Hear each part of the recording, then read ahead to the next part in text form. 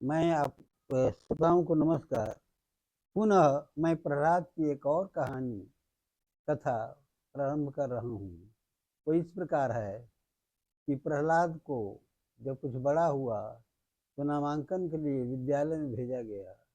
हिरण्यकश्यपु ने अपने कर्मचारी के साथ विद्यालय में नामांकन के लिए भेजा, नाम लिखाने के लिए भेजा।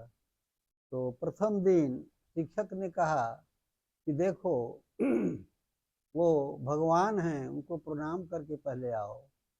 तो प्रहलाद ने देखा कि उसके पिताजी का हिरण्यकशिपु का तस्वीर लगा है।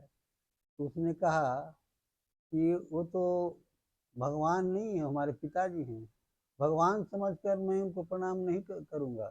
पिताजी हैं, पिताजी को मैं रेस्पेक्ट करता हूँ, मैं इनको भगवान नहीं मानता हूँ। तो शिक्षक छात्र के साथ हिरण्यकशिपु के पास चला गया, उसके पिता के पास।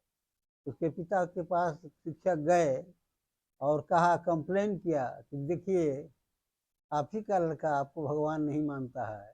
आप कहते हैं कि हम भगवान हैं, परमात्मा हैं। तो पूछा, बच्चे से पहले ही दिन पूछा कि अच्छा ये बताओ, तुमने क्या तालीम ली, पहले दिन क्या शिक्षा ली। शिक्षक ने क्या कहा? शिक्षक ने कहा कि उनको प्रणाम करो, भगवान है। तुमने क्या कहा? तो उसने कहा कि मैंने कहा कि ये भगवान नहीं हो सकते हैं, ये तो हमारे पिताजी हैं। इसी पर हिरण्यकशिपु आग बबूला हो गया, क्रोध में आ गया और कहा, तुम्हारा भगवान कौन है, बताओ। अब तो हमारे भगवान विष्णु हैं, परमात्मा है, भगवान है, राम है, कृष्ण है।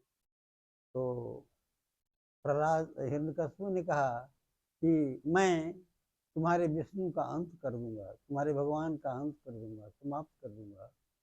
तो इस तरह से आप जानते ही हैं कि प्रहलाद को अनेक प्रकार की यातनाएं दी गई, लेकिन भगवान परमात्मा को मदद करते गए। अपने भक्त की सुरक्षा भगवान हमेशा करते हैं। और प्रहलाद को पूर्ण विश्वास था कि संसार में हमें हमारा कोई बाल बांका नहीं कर सकेगा। तो इतना ही कहकर मैं अपनी वाणी को विराम देता हूँ। श्रोताओं को नमस्कार।